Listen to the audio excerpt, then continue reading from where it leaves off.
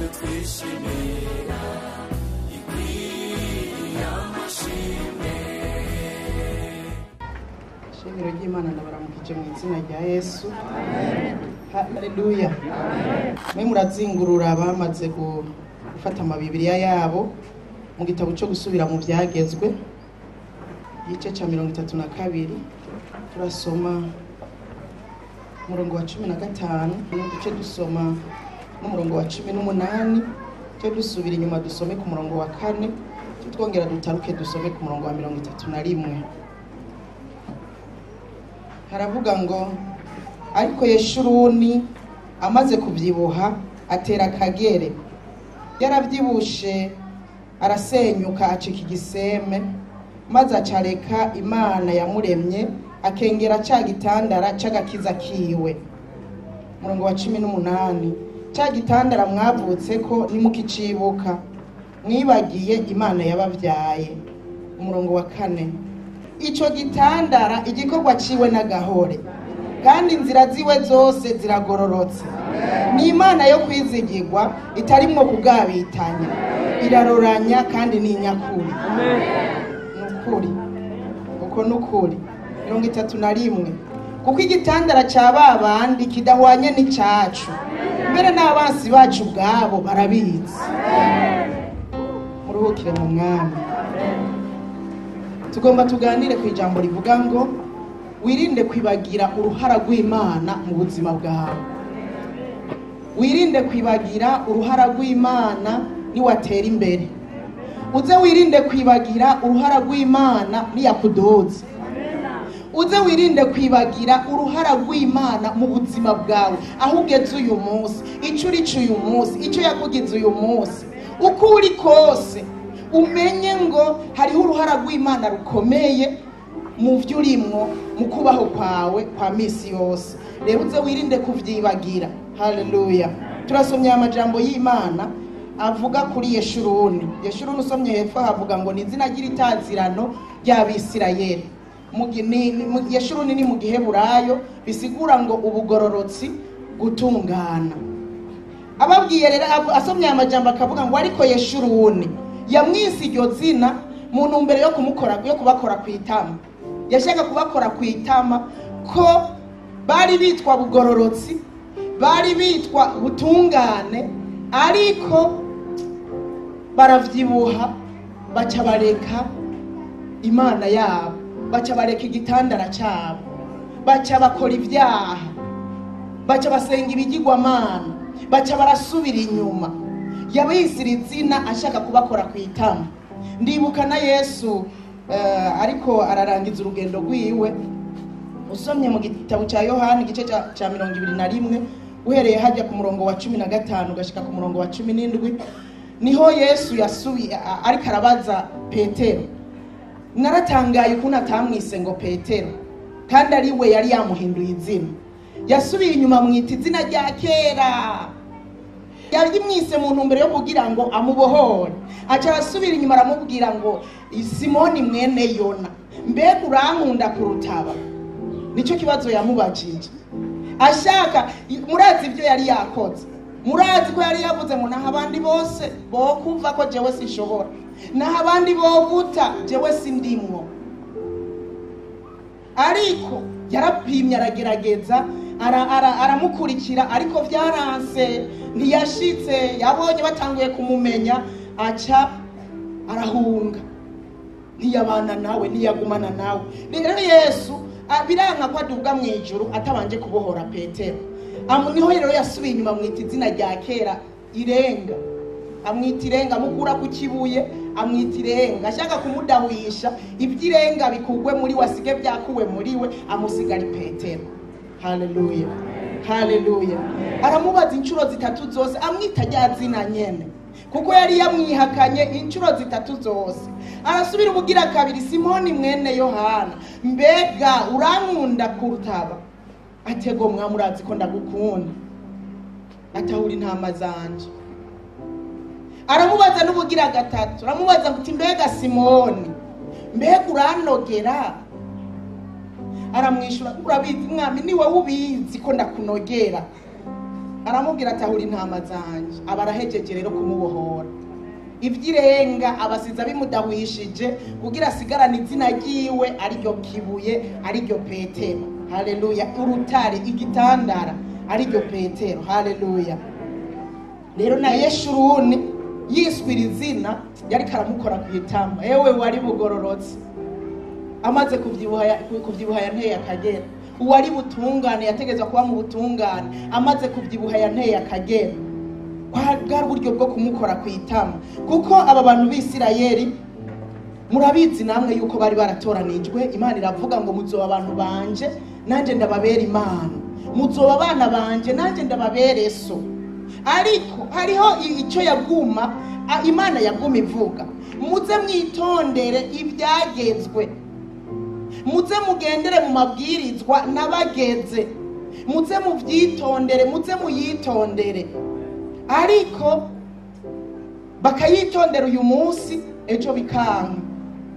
Bakagishika mu kigeragezo, bageze mu bugaragwa bagatangura kwidodomba. Kwidodomba navyo ni icyaha. Ese cyatumye tuva muri Egiputa? Ese ya makonkombre, ese bya bitunguru, inzara ije kutwicira ngaha? Bakidodomba, bakibagira yuko yabemereye kubabera se.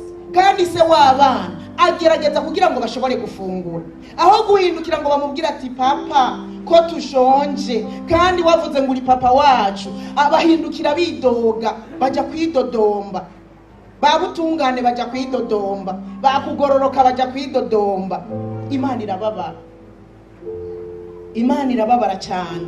Bagira baranyotegwa, batangura kwidodomba ngo inyota iratwiciye ngaha, twaviriye iki mu gihugu ca Egiputa. Batuka Mose, bahindukirira Mose, bava ku Mana, bateye intambuko bagatangura gusenga ibigirwamana. Abo ni babutungane babugororotse, batangura gusenga ibigirwamana. Ariko dusubiye inyuma gato, Imana ntiyigeze ireka kubagabisha. Bamaze gutangura urugendo, Imana yarababwiye ko bahagurukije bagiye mu gihugu cy'isezerano. Icishije mu mukozi wayo Mose, Imana yaguma ibagabisha. Nta na rimwe nkuko natwe twamatuburirwa tugabishwa iminsi yose. Biciye hehe? Mu ijambo ry'Imana. Burya ijambo ry'Imana riza kugira ngo ritugabishe, riduhanure, ryongere ritugabishe. Ari ivyo utaragwamwo kugira ngo ushobore kwirinda. Ariko udusanga twabiguyemo. Nta na rimwe ijambo ritigeze ritubwira ngo nimusambane. Imana iravuze ko hari abantu bari mu buntu bw'ubusambanyi, ariko ejo ibije kukugabisha wewe utarabugwamo, ejo ntubugwemo. Ariko ejo ugasanga umuntu yabiguyemo. Wewe utitanga mu gikorwa, abahevye imihamagaro yabo, ugasanga wewe wari ukibihagazemo. Uje bije kukugabisha uti naho uhagaze wiyubara, ejo ushobora gusanga wabivuyemo, wahwebye igikorwa cy'umuhamagaro wawe. Ariko ugasanga ejo vyashitse umuntu yabivuyemo, umuntu yabihevye. Kandi Imana yaratugabishije. Rero yivuze ikintu uwisengera uvuga uti Mana uramfasha nibi ngiye kuvuga, ukabutahura uruhara rukomeye Imana ifise mu buzima bwawe. Kubera urutahura agira ishimwe rishitse. Uburutahura ntashika ahantu ngo atangure kwibaza ko byose ari kubw'inkomezi ziwe, ari kubera yize cyane, ari kubera azi kurondera, azi kugira amaproje, ari kubera ari umunyabwenge. Oyaye, uwo muntu aramenya ngo nahashitse ni kubw'Uhoraho. Rero mvuze ngo wirinde kwibagira uruhara rukomeye Imana ifise mu bugingo bwawe. Ushobora kumbwira ati jewe ndabizi n'ukuri, ndabizi Imana ifise uruhara rukomeye, ndiho kubgayo, nimba mpagaze uku ni kubgayo, ndabizi neza. Nukugira ngo ugabishe. Uyu munsi ushobora kububizi, ariko Imana irashaka kukugabisha. Ejo ushobora gutera iyindi ntambuko, ushobora kuronka n'ikintu utari bwaronke.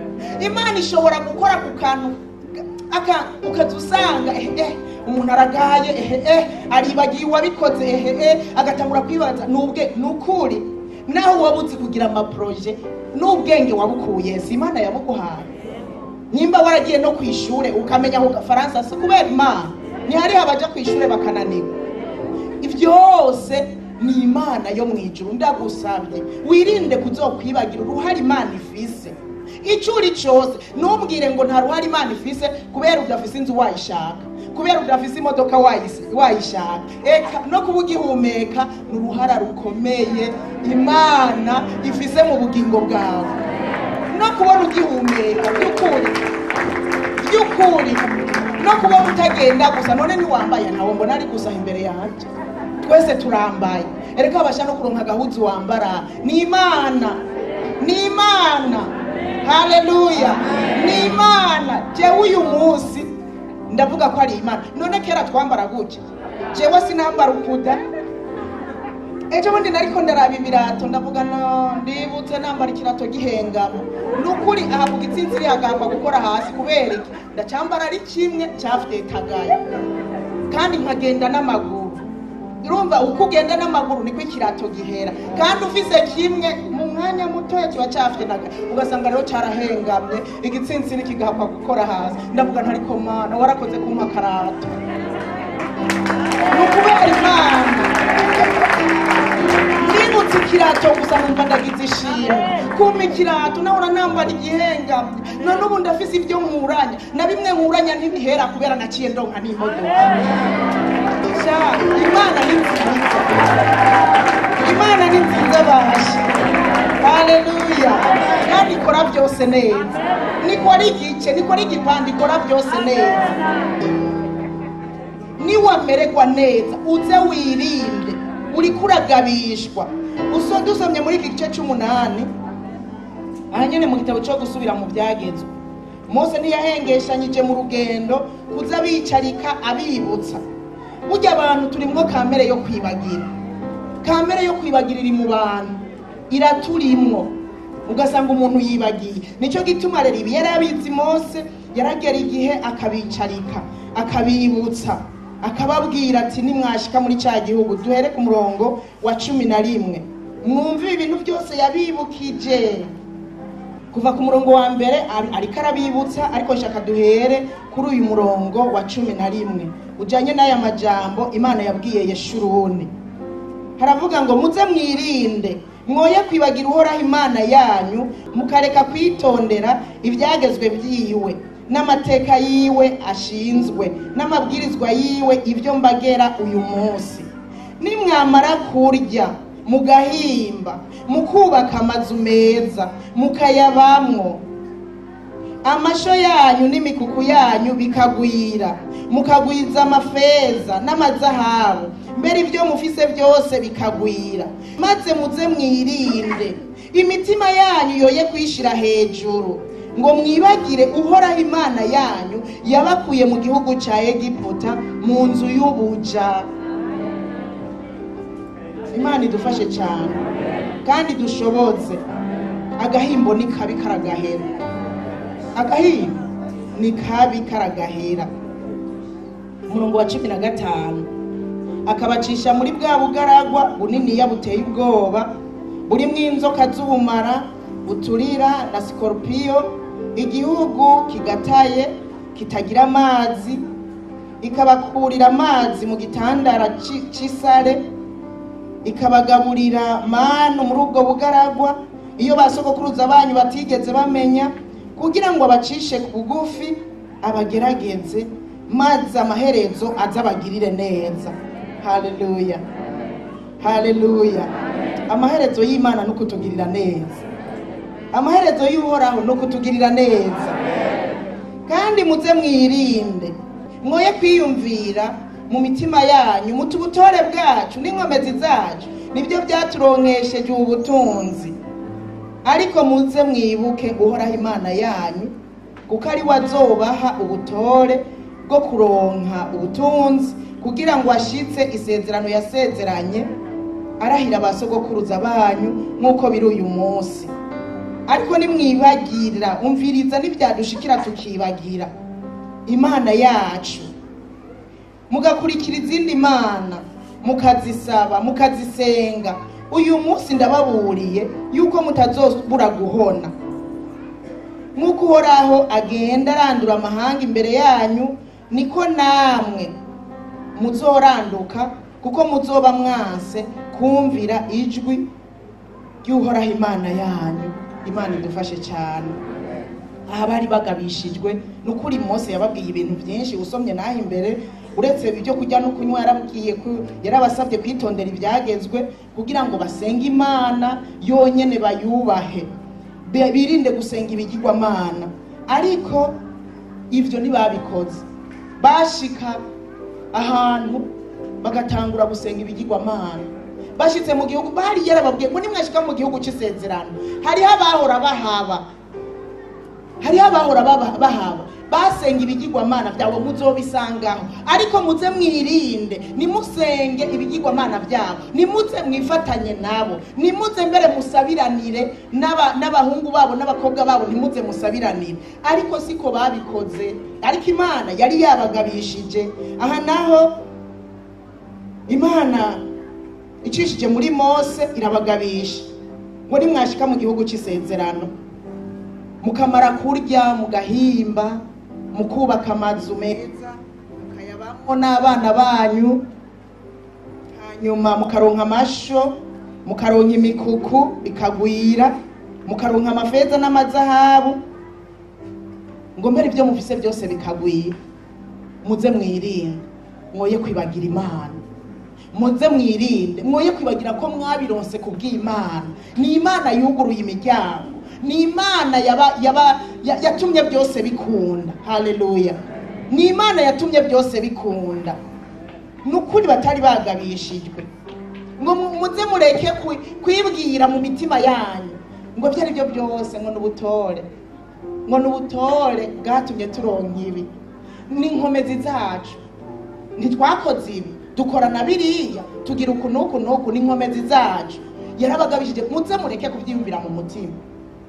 Muze mumenye yuko ari ubutore bwajewe Imana so wanyu. Muze mumenye ko ari bwo bwatumye muronka ibyo mwaronse. Ariko uyu munsi biratugora. Umuntu akanya gato yakibagira iyo yavuye, yabona aronse inzu yahora muri Mitego, ubu nta za Mitego zikinahari. Hariho n'abataziza bo mu gisagara bo nta nizo bazi. Umuntu yabona araronse akazu, inzu burya biri mu bintu nkeneye, sibyo? Inzu iri mu bintu nkeneye, ibyo kurya biri mu bintu nkeneye, imodoka biri muri nkenegwa, ibyo kunywa biri muri nkenegwa. Rero hari ibintu dukenera umuntu akabibura, akiyumvira tesi cyompa, cyane cyane iyo batanguye kugusohora mu nzu. Niwo wibaza tesi cyompa inzu yiwanje kagakengero, urumva ko wishaka cyane kugira uruhuke. Atesi cyompa imodoka iyo muri ko muranigana kuri bus uceregwa, utashaka guceregwa. Atesi cyompa imodoka jewe noshika kare, mbe wibaza yuko abazavuye bazironka bashika kare nibacegwa. Ibyo nibyo umuntu yibaza, yibwira imbere yuko abironka. Ariko umuntu yamara kubironka ugasanga yatewe na ya dayimoni yo kwibagira nibyo yahora asezerana. Hariho abasezerana ngo wompa akazi, ngo nzogutangira umushahara wa mbere. Yaronka akazi agaca kakama kuko yaronse amahera yo kugura uturato, impuzu nziza, emwe agaca yibagirana cya gikorwa cy'Imana yahora akora. Erega ko no kwibagira Imana, no kwibagira aho yagukuye. Ndagusabye, ndakwinginze, wirinde nuze wibagira aho Imana yagukuye. By'ukuri nuguhemuka bitagira uko bingana, nuguhemuka bitagira ico bisa, kwibagira aho Imana yagukuye. Imana iraturaba iyo umuntu ariko arivunagura, iyo umuntu ariko aryoherwa hariya ku kiyaga abantu bagenda bakagarama ku musenyi bakaryoherwa n'abana babo kumbura babafise, canke n'abagore babo hari igihe bahitana babandi bakaja kuri iyo misenyi bakarya bakanywa. Aho rero ugasanga n'abakirisu barimwo, abakarya bakanywa, mugabo ikigira 10 ataca atanga. Cyangwa ugasanga yagiye ku musenyi abandi bari muri repetition, abandi bari mu gikorana, abandi bari mu masengesho. Mwibaza ko atari ukwibagira Imana yagukuye ku musenyi. Kumbe kuri ngaha naheruka aya masaha muba muri repetition ngo yango nari ndamukiwe nja kuruhuka. uko no kwibagira aho Imana yagukuye, ibyo yagukoreye, ko wahora muri cya gikorwa ciwe. Wagiye gusenga ikiyaga, wagiye kurepeta ikiyaga, uri kuraririmbana n'ikiyaga, abandi bari mu gikorwa, ni ukwibagira aho Imana yagukuye. Ibi nibyo byashikiye Abisirayeli, nibyo byabashikiye. Kandi Pawulo yarandikiye Abikorinto aravuga ngo ibyabaye ku Bisirayeli byababaye ko kugira ngo bitubere iki? Akarorero. Byababaye ko kugira ngo bitubere akarorero. Uyu munsi ukaba wumva ko uhagaze, wiyubare ntugwe ejo. Icyari gikwiye nuko jewe niravye, nawe wiravye, ukabona urambaye, ukabona uracyahumeka, ukabona urafise akazi, ukasanga wariye, ukabona urafise aho uryama, ukabona nturi kuriruka, ukwiye gucufuka mukavuga ngo Mana ukubiri ni wewe, ndagushimiye. N'indirimbo yishimwe ugashirako, mbega nokora iki kugira ngo ndagushimire? Reka nirukanke ndagutangire. Mbega nokora iki kugira ngo ndagushimire? Reka mbe mu gikorwa cyawe. Mbega nokora iki kugira ngo ndagushimire? Reka mfashe imfubyi, reka mfashe umupfakazi, reka ndamuha impunzi imwe kuko naziroza atazo nahorana, reka ndamugabire akarato kuko nako nari mfise. Reka warakoze, reka nanje meko abandi kuko wangiriye neza. Nituze twibagira gushima Imana kuko ariyo itanga. Burya kwibagira gushima no kwibagira Imana yagukuye. Ego burya gushima twari dukwiye gushima imisi yose, akanya kose, tukama mwishimwe yuko turi uyu munsi, kuko kuri si kwa bandi bameze. Kandi hari icyo Imana ikora ku munsi mu bugingo bwacu. Rero ni wagabishwa ubifate nka nkama, kuko Abisirayeli baragabishijwe ariko mu mwanya mutoya baravyibagira. Kubwo kwibagira Imana benshi bahoneye mu nzira, benshi bahoneye mu bugaragwa, barapfuye kubwo kwibagira, kubwo kutumvira iby'Imana yabagenze, barapfuye. Natwe nitutumvira, natwe nitutibuka, dushobora gupfa dupfuiriye mu nzira tudashitse, tutarangije urugendo. Kuko nidusumbye ubutore Abisirayeli, abantu Imana yatoranije, ikavuga ngo nabatoranije mu mahanga yose. Nawe yaragutoranije mu muryango, yaragutoranije mu gihugu. Burya mu gihugu harimo abantu benshi, ariko turi muri bake batoranijwe. Sivyo ga yemwe? Siko biri. Mu muryango ni wibuke, none mu muryango bakijijwe bose. Eka hariho n'abatubwiye bavukiye mu nzu y'Imana, ariko n'abavukiye mu nzu y'Imana si bose batahura, si bose babibamwo, si bose babigenderamwo ngo bibuke bashima Imana n'ubwo buntu bwo kuvuka, bakavukira mu nzu y'Imana, bakavukira mu bubaha Imana. Mu muryango Imana irakugobotora ikakuvanayo, uze wibuke ko ari ubuntu bw'Imana, uze wibuke kutowe kandi hariho abandi bagisigaye hariya. Hanyuma uvyibutse ushima Imana, ntuze wibagire kuko Imana yacu ifise uruhara rukomeye mu bugingo bwacu. Ibyo yagiye ibacishamo nk'ibibazo, ibyo yagiye ibacishamo nk'ingorane twabisomye. Imana ngo yabibacishijemo kugira ibagerageze, ariko ntibabimenya ngo yabibacishamo kugira ibagerageze kandi bacishe bugufi, ngo ariko amaherezo izobagirire neza. Yabibacishamo kugira ibahingure. Nirenda kwereke nawe niwaca mu kibazo, ibi byababaye ko bikubera akarorero. Niwaca mu ngorane ugashika mu bugaragwa, kuko ubugaragwa bw'abantu buratandukanye. Ayo ugira ubugaragwa bwo kubura iki canke kiriya, ugasanga biratandukanye. Niwagera mu bugaragwa, ndagusabye umenye ngo Imana ibigucishijemo kugira ikugerageze, irabe ko atari kubera ukiyishima kubera bihagaze neza, irabe kutakiza mu rusengero kubera bihagaze neza, kwari kugira ngo ibagerageze irabe ico barimwo, hanyuma yongere inabacishe bugufi. Ntibave bandanya bishira hejuru ngo twebwe turabadasanzwe mu isi yose, turabahambaye. Oya, yaragera ahantu ikabacisha mu bugaragwa, ibaze basha mu bugaragwa, ikabazunguruka nayo, ikabareka bakizungurukayo. Ahantu bari kugenda umwanya muto bakazunguruka y'imyaka 40, bazunguruka ahatagira amazi, ahatagira ibifungurwa. Ariko Imana kubwa bwa buntu bwayo nico cyarantangaje, ngo ibirato ntibyigeze bihera, eka n'impuzu ntizabatabukiyeko, baravye bagasanga baracyambaye, nico nikibatere gushima Imana, ugasanga mu kanya gatoya bavyibagiye, ukagira ikibazo, naho nyene uzushima Imana. Nibize bitume wibagira yuko nubwo uri mu kibazo Imana ifise uruhara rukomeye mu bugingo bwawe. Naho nyene uzushima Imana, umenye ngo Imana kumbura ishaka kungerageza, ugira ibona ico ndimwo. Imana kumbure ishaka ngonce bugufi, kumbure hari ahantu nari nimanitse basha, hari ahantu nari erega uryo ufise ubwibone. Murazi ko ufise ubwibone atabumenya, ufise ubwibone ntabumenya, bubona abandi. Umuntu afise ubwibone ntashobora kubitahura, abandi bakuravye byukora uko uvuga nibo babona ko ufise ubwibone. Rero Imana irashobora kuzana ikintu kugira ngo igucishe bugufi. Naho nyene tuze dushima Imana nitwabona ibibazo bitandukanye bitujeko. Yesu ashimwe cyane.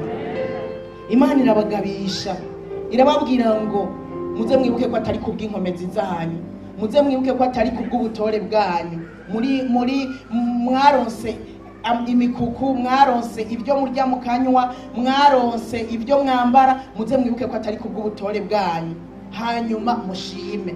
Ariko ni kubwa jewe Uhoraho Imana nzima. Haleluya, haleluya. Wirinde ntuze wibagira uruhare Imana ifise mu bugingo bwawe.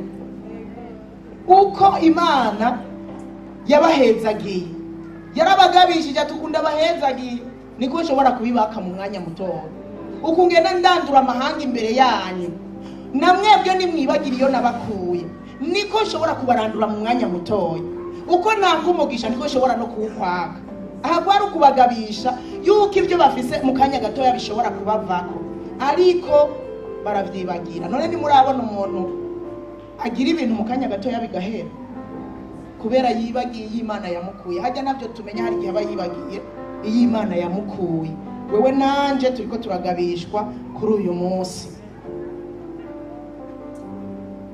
Yeshuruni butungane bugororotsi, amaze kumererwa neza, amaze kuvyibuha, acarika Imana yiwe, akengera cya gitandara cy'agakiza kiwe, akengera ubuhungiro bwiwe.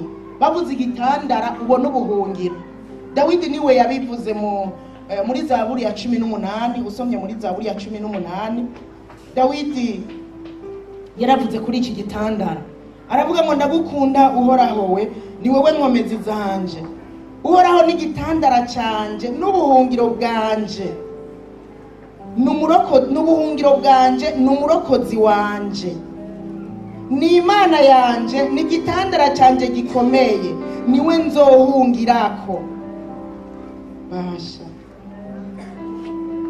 turafise igitandara, turafise igitandara, turafise igitandara. Mu gitandara uhungiyeyo ntacuba, isegenya ntacikugira. Mu gitandara uhungiyeyo n'izuba ntirigushikira. Mu gitandara uhungiyeyo naho barasa, kuko uwo mwami ushikira ku gitandara. Rero aba Bisirayeli bakengereye igitandara, bakengera ubuhungiro bwabo, baramwibagira. Nitwibagiriye Imana yadukuye, tuzohura n'ingorane nyinshi, kuko nta buhungiro tuzoba tugifise. Tuzoba twakengereye igitandara, ubuhungiro bwacu, umurokozi wacu. Nico gituma tuzokubitwa n'isegenya, dukubitwe n'izuba, dukubitwe n'imvura, imyami turasagure, usanga umuntu yamerewe nabi. Kubera iki? Yakengereye igitandara. Haleluya, haleluya. Kubera iki? Yavuye ku gitandara kandi ari bwo buhungiro. Aya majambo Dawidi yayavuze ngo amaze kurokoka, Imana imurokoye mu ntambara nyinshi z'abansi biwe, ngo ntamwe bagwana na Sawuli. Imana yari imurokoye. Hanyuma imaze kumurokora, niho yaca avuga ngo Uhoraho, we ndagukunda kuko ari wowe nkomezi zanje. Aravuga ngo uri gitandara canje, muri we niho yabonye ubuhungiro. Yaratahuye neza yuko mu ntambara yarimwo iyo ataba Imana atari kurokoka. Aca arakompoza indirimbo, aririmbira Imana, atazira Imana. Haleluya. Nasanze tugize ishimwe rishitse, jewe nasanze abantu bose baba abakompozitere b'indirimbo. Murabigize? Nasanze bishoboka. Tugize ishimwe rishitse, twese twokompoza indirimbo wosanga zaje utanguye kwibuka ukaja kwicara ahantu ukibuka ibyo Imana yakoze ukabivuga usanga indirimbo yaje, indirimbo y'ishimwe, indirimbo yo gutazira Imana. N'aba Dawidi na Mose nyene bose bararirimba Imana. Najya amajambo twasomye Mose yayavuze mu ndirimbo, ariko yari kavuga kahise. Muri iyi ndirimbo usomye kuva ku murongo wa mbere igice cya 32 ni indirimbo ya Mose. Nubwo yari umuvugishwa n'Imana, Imana yamuha bavugana imbona nkubone akabizana, yari umuvugishwa agaca bazanira iby'Imana yamubwiye, ariko yari n'umuririmbyi. Yarageze ahantu rero araririmba, atangura aravuga ati je nababwiye ndongera ndasubiramo. Reka mpindure uburyo bwo kwigisha ndabishire mu ndirimbo. Umuntu hari igihe usanga yayifashe n'ingoga aca bishira mu ndirimbo. Rero niho yababwiye aya majambo avuga kahise, atangura avuga kahise kabo aragasubiramwo, hanyuma arongera arabavuga ko ukuntu baretse Imana muri iyi ndirimbo nyene, hanyuma arabahanura abibutsa amakosa bakoze, arabahanura ngo birashoboka ko musubira mukizigira Uhoraho, birashoboka ko mugaruka ku gitandara. Haleluya. Rero na Dawidi niko byagenze, nawe yabonye arokotse mu ntambara. Wengira nuko we byaramworoheye, yarasanzwe ari umuririmbyi. Arokotse mu ntambara cararirimba iyi Zaburi, aravuga ngo ndagukunda Uhoraho we, kuko ari wowe nkomezi zanje. Uhoraho ni igitandara canje n'ubuhungiro bwanje, n'umurokozi wanje, ni Imana yanje, ni igitandara. Yabivuze kenshi, ni igitandara canje gikomeye, niwe nzohungirako. Haleluya. Yeshuru niwe yahevye igitandara. Murumva, uhevye igitandara uba wiroshe, kuko aho uja hose ikintu cyose gishobora kukwica. Nimuze tugume mu gitandara. Ikitugumizayo n'amashimwe, ikitugumizayo nuko tumuhindukirira warakoze Mana, ikitugumiza kuri we nuko twibuka ibyo akora mu bugingo bwacu. Haleluya. Kandi wibutse ibyo akora, wibutse ukuntu akugirira neza, utangura kwibwira muri wewe, mbega nomuhiki, mbega nomukorera iki. Hanyuma mwemu yera yaduhaye agaca kurongora icyo wokora. Ubikoze rero bikabandanya kukugumiza muri we, ukaguma muri we, ukaguma ukingiwe, kuko ni igitandara gikomeye kidukingira n'ubuhungiro bwacu ku munsi w'amagogo. Haleluya. Ijambo ryatubwiye ngo icyo gitandara rero igikorwa ciwe nagahore, kandi inzira ziwe zose ziragororotse. Ni Imana yo kwizigirwa, itarimwo kugabitanya, iraroranya kandi ni nyakuri. Kuva ku gitandara n'akaga, gutera ibituga Imana n'akaga, kuko akora ibikorwa byiza, akora ibikorwa by'agahore, kandi akabikora mu bugingo bwacu. Oya niwibuke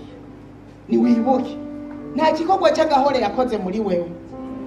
Igikorwa cya mbere cy'agahore yakoze muri wewe nuko kwihanganira. Nanje yaranyihanganira nukuri. Jewe iyo nibutse yuko yarampaye agakiza, amaze kumpa agakiza, ariko wibaza ko nagumye ngororoka.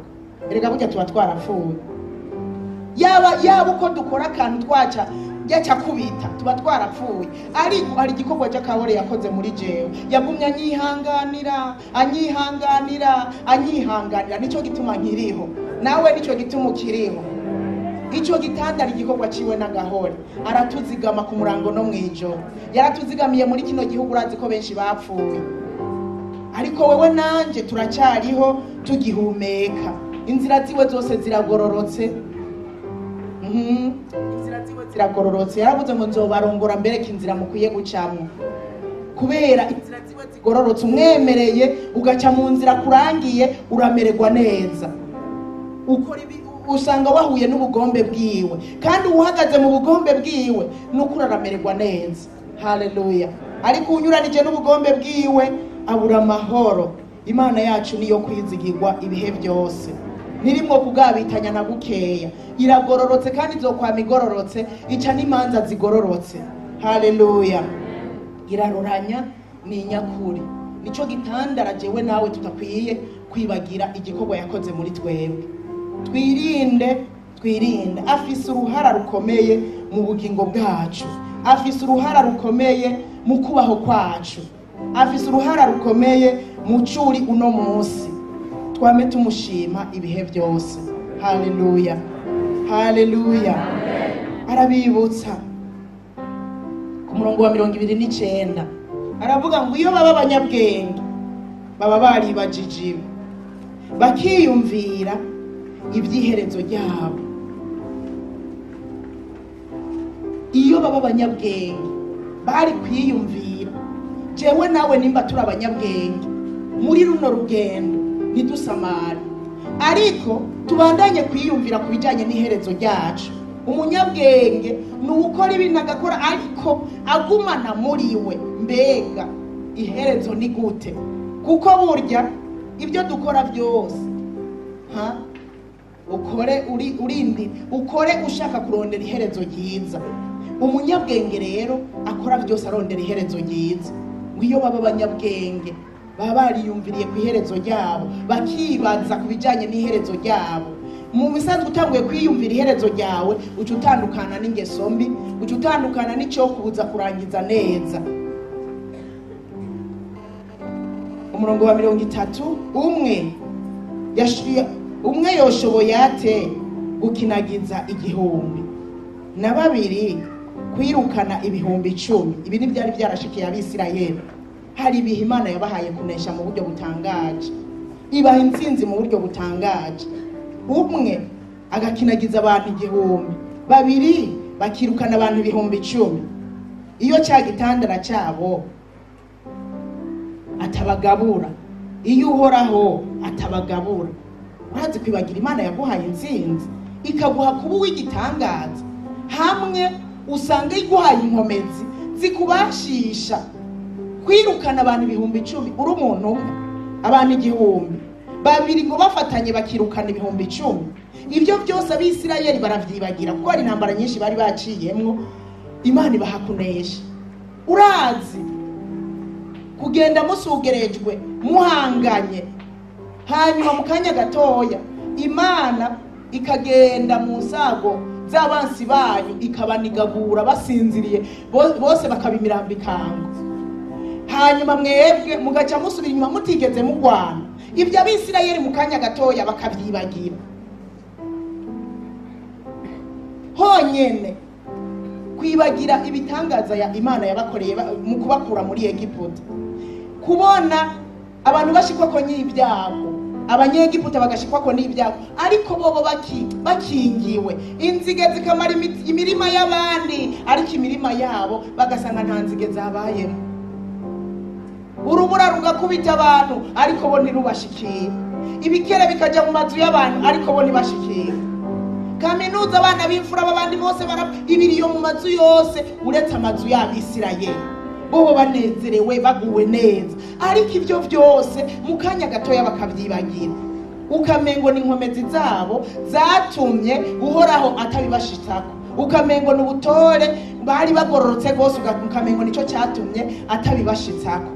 Oya, kwari kubera ubuntu bw'Imana, kwari kubera yashaka kwiyerekana nk'Imana,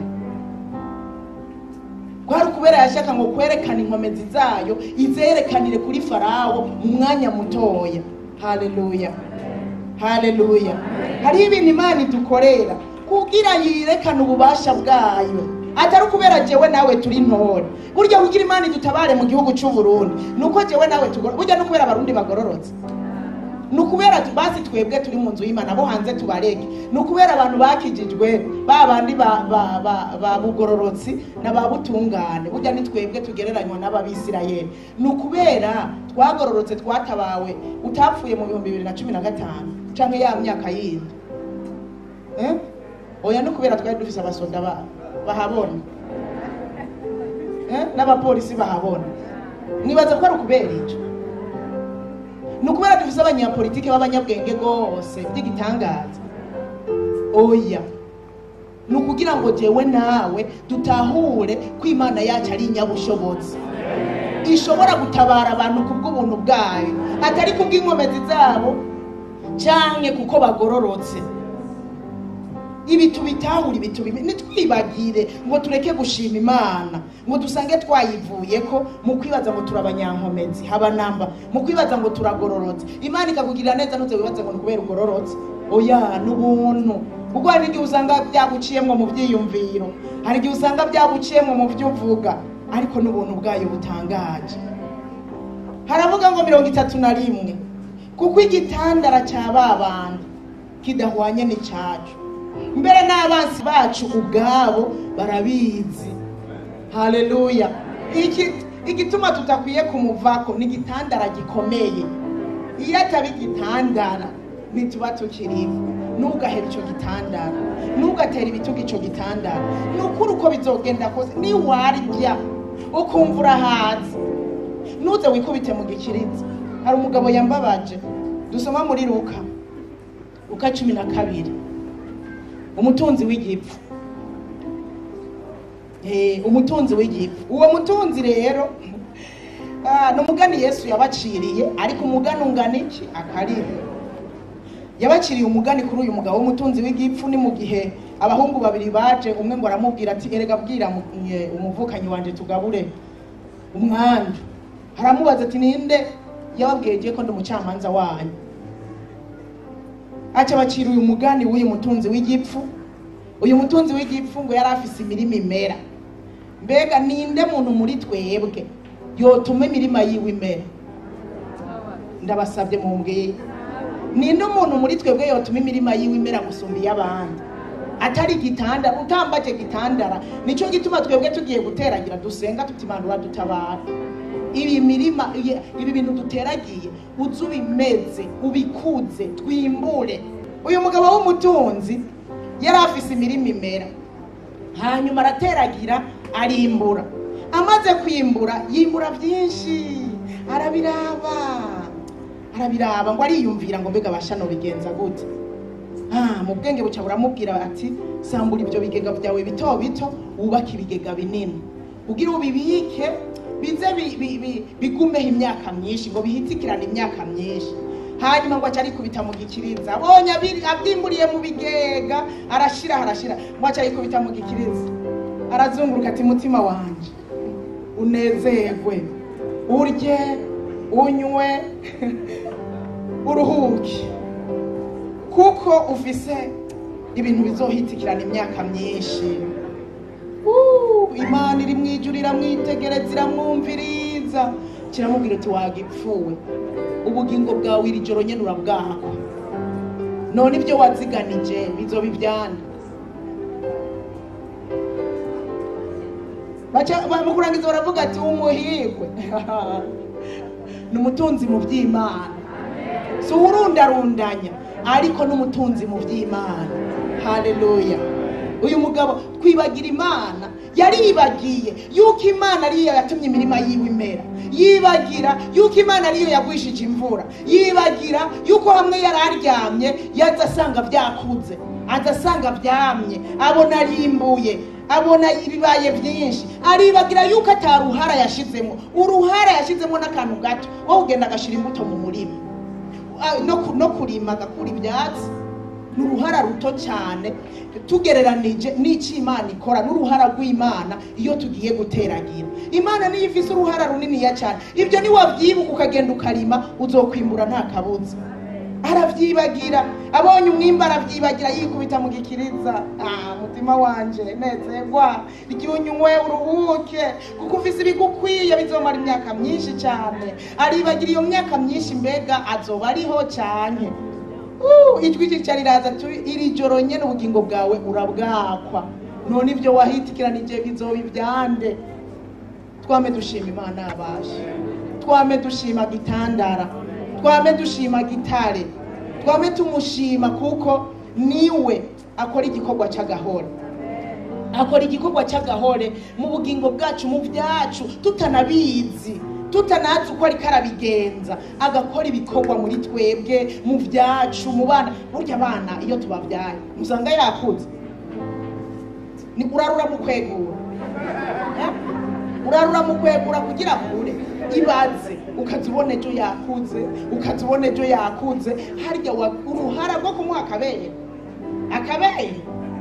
akabere uduta oya tukaza tubona ni Imana uko ibigenza nitunabimenya ibikorwa ikora muri twebwe n'ibitangaza nagahore nitukayibagire. Haleluya. Nitukayibagire wiyumviriye urubuto ruja mu nda y'umubyeyi, urubuto ukazubona bakakubwira ngo urubuto rwagiye mu nda yawe, ukazubona ku munsi wo uribaza ukuntu umwana akura, ukundi imigendera panuka hari hegeranye, ukazubona umuntu yarafise umenga tubitsi wavubi, ukazubona ku munsi erega bazi ni bobo womengo ari umengo turazamana, ari umengo turazamana, ariko abona umuntu ukazibona ku munsi ukibaza biriko bigenda gute mu nda yiwe, yagutse gute, Imana yahaguye gute, ukavyibaza umwana ikahema gute, bimeze bijya ni Imana.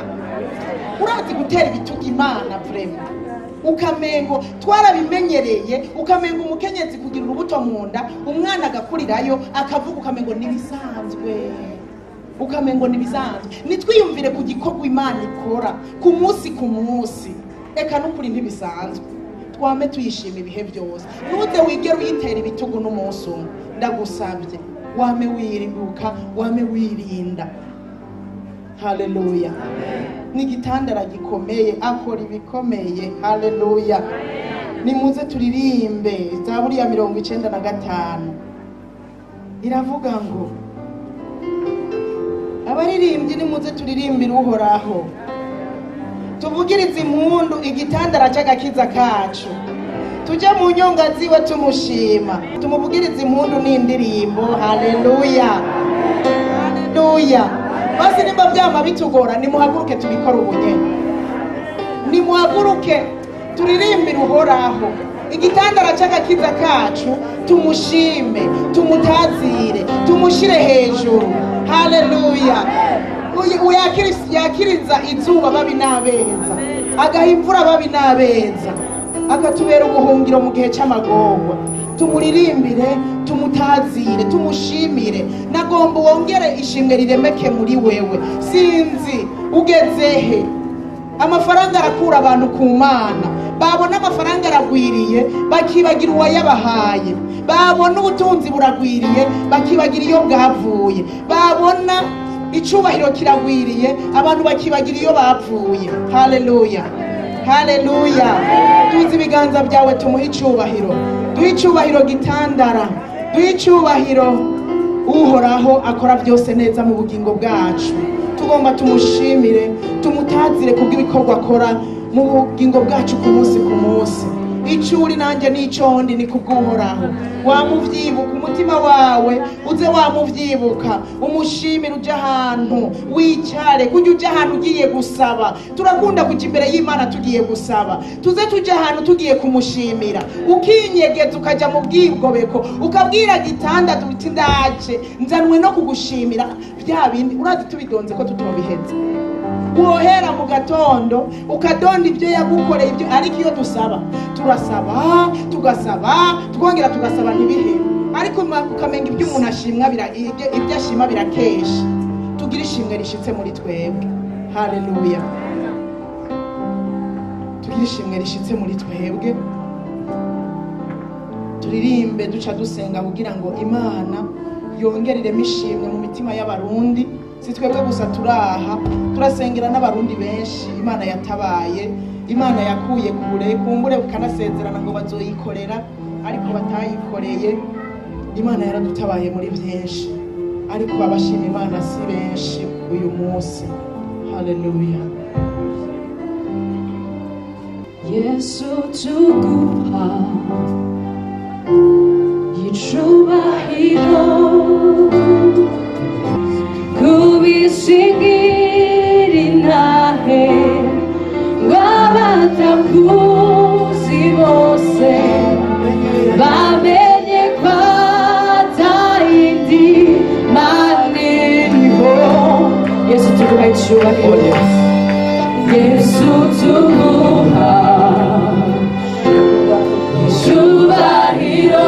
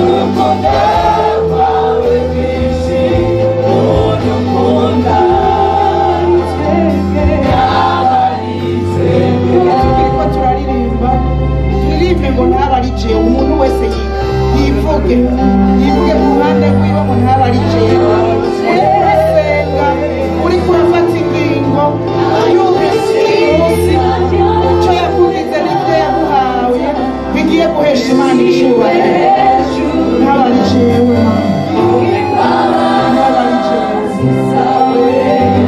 urukundo rwawe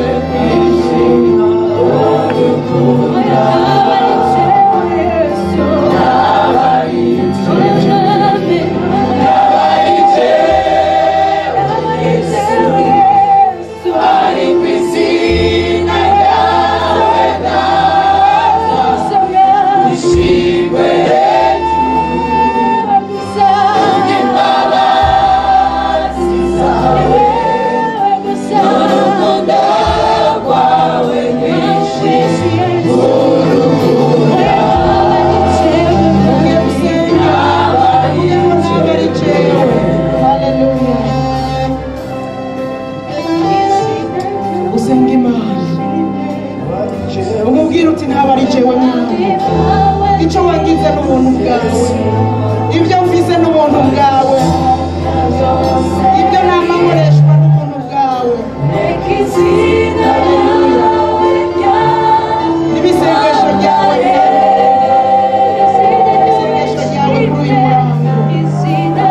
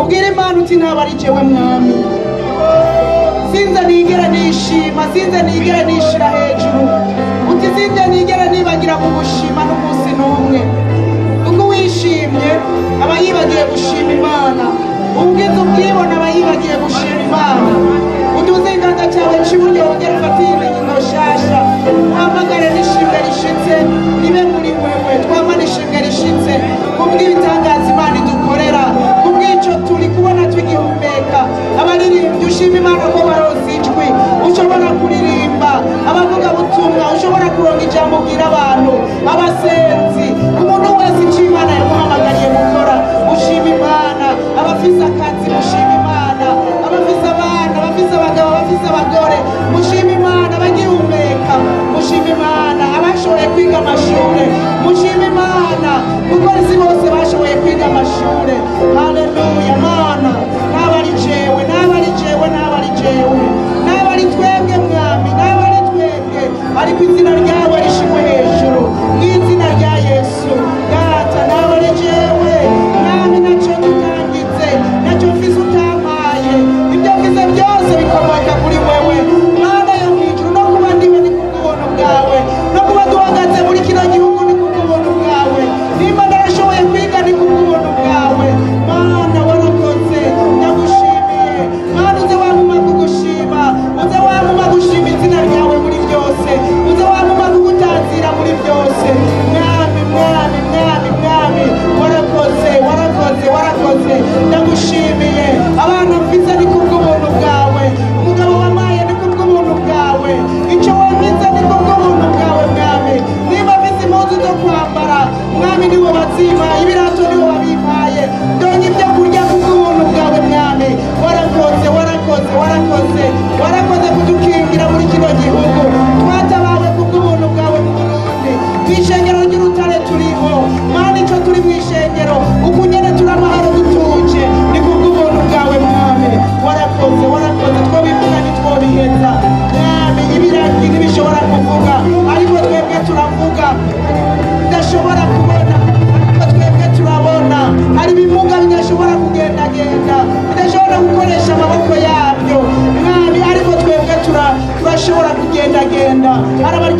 bitaro twebwe turi bazima, hari abamanitse amaguru, hari abari mu makoma, hari abamaze gushika mu mamorge, ariko twebwe turi bazima.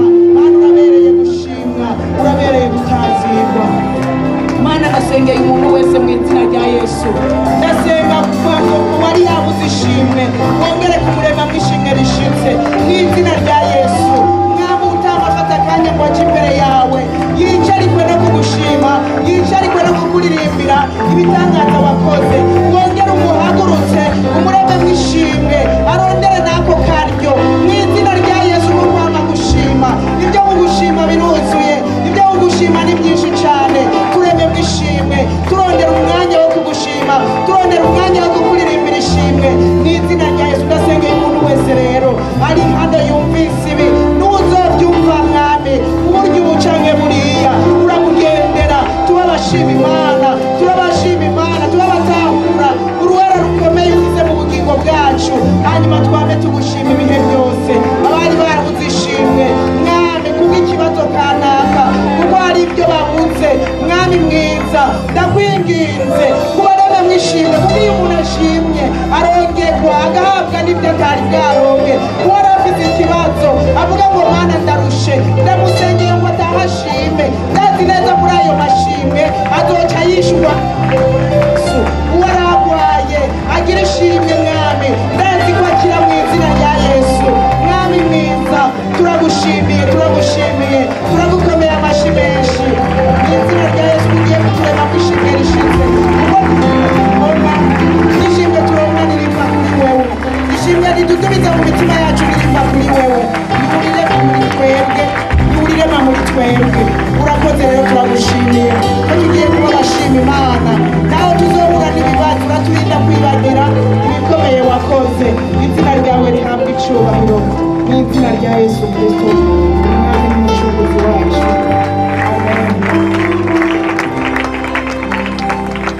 Abantu rero kumbure bari bamaze iminsi bafise imitwaro, ndagira ndakubwire ngo genda muri gushima Imana, genda muri gushima Imana, ushime ibyo yakoze, ushime ibyo amaze gukora muri wewe, ushime bya bitangaza byose wabonye.